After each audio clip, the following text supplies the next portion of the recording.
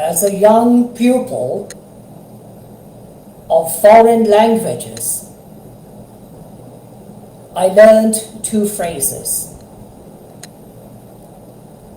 One was in German, which went something like this: Kleider machen Leute,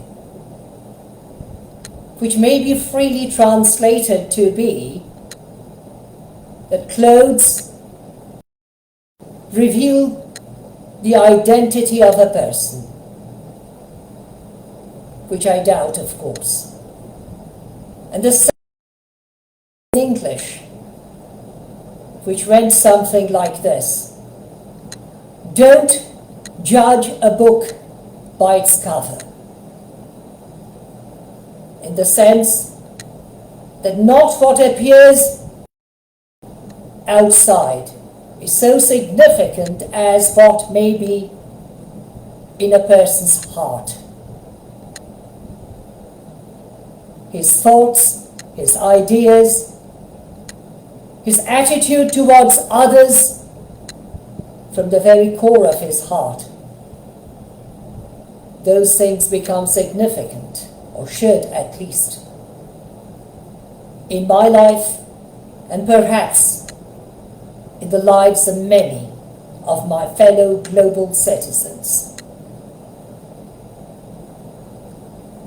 Shortly after I had received the news about the devastating earthquakes destroying thousands of houses and killing tens of thousands of people, I telecast expressing my grief, my sorrows, but also my concerns and worries, pleading for help. Yet the response has been too cold. Regrettably enough, even negligible, comparing to many other occasions when I spoke out wearing regalia, even on Remembrance Sunday of last year, and also on Christmas Day. Am I to be judged by my cover if I were a book? A question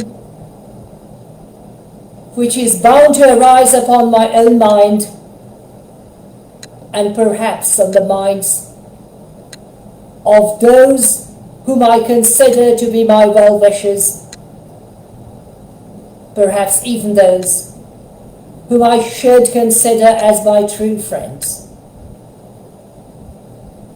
It is pathetic if my expressions ought to be judged merely by my clothing and not by my heart. Some 35,000 people are already dead in Turkey and in its neighboring state, Syria.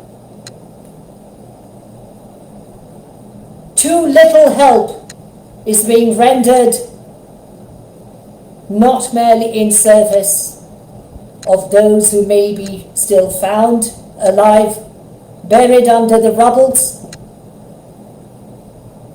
but even helping those who were victimized and have become homeless, without shelter, without proper clothing in this biting cold of those countries,